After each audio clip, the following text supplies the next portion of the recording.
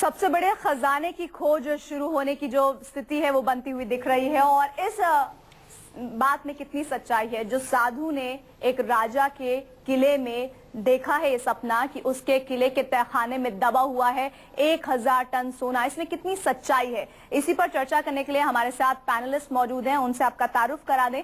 पुनीत आलोक छवि हैं जो कि स्वप्न विशेषज्ञ हैं, पटना से जुड़ रहे हैं। डॉक्टर BM पांडे हैं, पूर्व निदेशक हैं पुरातत्व विभाग के, वो हमारे साथ स्टूडियो में मौजूद हैं। स्वामी सर्वानंद जी हैं जो कि इस वक्त हमारे साथ स्टूडियो में हैं, धर्माचार्य हैं। जयंती दत्ता क्लिनिकल साइकोलॉजिस्ट हैं, हमारे साथ स्टूडियो में है। और स्वामी विशालानंद धर्माचार्य हैं, वो भी हमारे साथ स्टूडियो में मौजूद हैं। आप सभी खास मेहमानों का स्वागत है। शुरुआत पुनीत आलोक छवि जी आपसे करना चाहूंगी। क्या इस तरह का भी कोई सपना देखा जाता है कि किसी राजा के किले में इस तरह 1000 टन का सोना हो और इसमें किसी तरह की सच्चाई भी हो? पहले तो सपना ये क्या है इसके बारे में समझाएं। सबसे बड़ी बात यह है कि स्वप्न जो है हर मनुष्य या जिसमें भी जीव तत्व है वो सारे लोग इस स्वप्न को देखते हैं, जानवर हो, मनुष्य हो, पक्षी हो। जहां तक मनुष्यों का सवाल है तो मनुष्य जब स्वप्न देखता है तो कहीं न कहीं यह संकेत है कि वह व्यक्ति उस स्वप्न से जुड़ा हुआ है। जिस महात्मा या साधु ने यह स्वप्न देखा है वह निश्चित रूप से उस किले से या उस किले के जुड़े हुए संदर्भों से जुड़ा हुआ है और अपने कालक्रम में, कालखंड में, जन्म जन्मांतर में, इस जन्म में वह उससे संबंधित चीजों को देख रहा है। जयंती दत्ता भी हमारे साथ है। जयंती दत्ता, आपके पास तमाम तरह के ऐसे केसेस आते रहते हैं जो सपनों को सच मानते हैं लोग, ऐसे कई केसेस से आप डील करती रहती है, लेकिन इस तरह के सपने में आप किस तरह से देखते हैं? क्या इस तरह के सपने में सच्चाई होती है या होगी? मैं कहूंगी हाँ, देयर इज नो हार्म।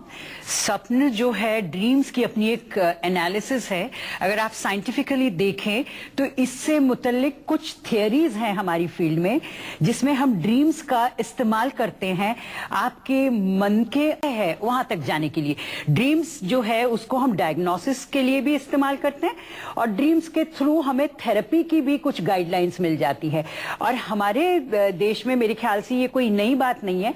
आपके पास आप देखेंगे तो हिस्ट्री में कई दफे आप ऐसी चीजें देखते हैं जहां पे एक साधु को या किसी को ऐसा सपना आया कि वहां से वो खंडर में मेरी मूर्ति है उसको ले आओ और मंदिर की स्थापना हो जाती है। ये कोई नई बात नहीं है। और इसके साथ जो साइंटिफिक एक्सप्लेनेशन है, मानसिक जो एक पावर है, मेंटल पावर जो है, उसका एक अपना अस्तित्व है और इसके साथ नेचर का जुड़ा हुआ होना, इसमें भी आप देखें बहुत तादाद में रिसर्च मौजूद है जहां पे देखा गया है मून जो है यानी कि चंद्रमा की जो चेंजेस होती है उसका असर आपकी मानसिक वेलबींग के ऊपर भी पड़ता है। और जो मैं रिसर्च का जिक्र कर रही हूं वो रिसर्च तमाम जो है किए गए हैं मेंटल हॉस्पिटल्स में मेंटल केसेस के ऊपर। कुछ ऐसे मेंटल केसेस हैं जो हमें बिगड़ती हुई नजर आती हैं चेंजेस ऑफ मून के साथ साथ देखते हुए। आप देखिए जो ये ज्वार भाटा का जो है टाइड्स जो आती है नदी में, वहां पे भी मून का एक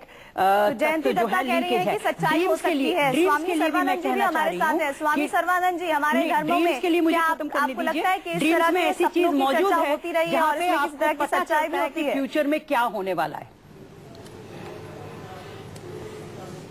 स्वामी सर्वानंद जी, आपको भी लगता है कि सपने में सच्चाई हो सकती है या फिर जिस तरह से पुरातत्व विभाग जुड़ा हुआ है किसी तरह का वैज्ञानिक आधार भी उन्हें समझ आ रहा होगा?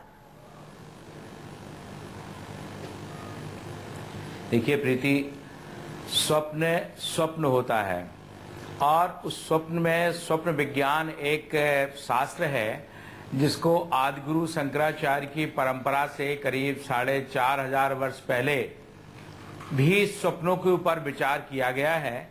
तो जो एक बहुत अपनी वाणी का संयम रखता है, जो चरित्र का संयम रखता है, जो संस्कारों से प्रेरित है, उसके जीवन में अगर कोई स्वप्न आता है तो वो स्वप्न निश्चित ही भविष्य की एक खोज है और भविष्य का दर्शन करा देता है। स्वप्न विज्ञान ज्योतिष विज्ञान से भी बड़ा है। आप देखें, महावीर पैदा होते हैं तो महावीर की मां को भी स्वप्न आता है। राम जब पैदा होते हैं तो कौशल्या को भी स्वप्न आता है।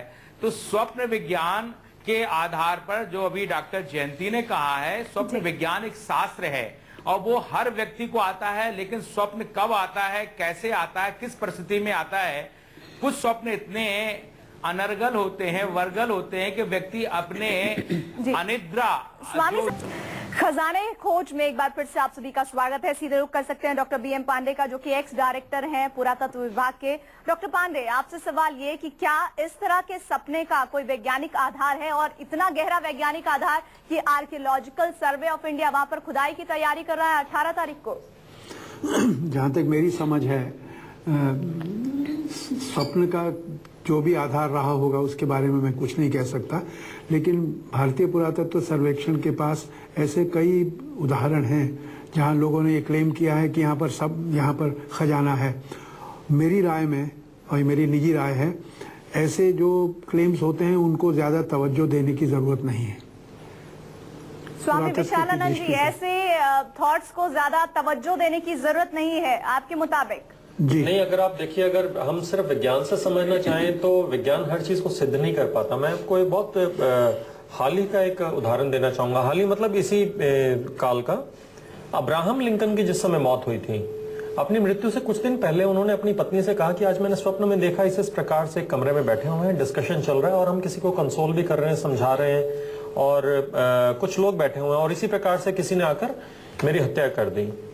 और इस बात को सुनकर दोनों पति पत्नी हंस रहे थे। और कुछ दिन बाद जब ये घटना घटी, अब्राहम लिंकन को जब किसी ने गोली मारी और जब उनकी मृत्यु हुई, तो उसके बाद उनकी पत्नी ने जब ये बात बताई कि बिल्कुल हूबहू ऐसी ही घटना उन्होंने एक स्वप्न में देखी थी कुछ दिन पहले, तो विज्ञान इस चीज को प्रमाणित नहीं कर पाएगा कि उन्होंने कैसे देखी, परंतु ये घटनाएं घटित होती हैं। बहुत सारी चीजें हैं जो हमारी तार्किक बुद्धि से परे हैं। इसलिए हमारे शास्त्रों में भी क्या है, तर्को प्रतिष्ठा श्रुतियों विभिन्ना, कि तर्कों के द्वारा हर चीज को आप सिद्ध नहीं कर सकते, प्रमाणित नहीं कर सकते, प्रतिष्ठित नहीं कर सकते कि कैसे हुआ और क्यों हुआ। विशालानंद जी,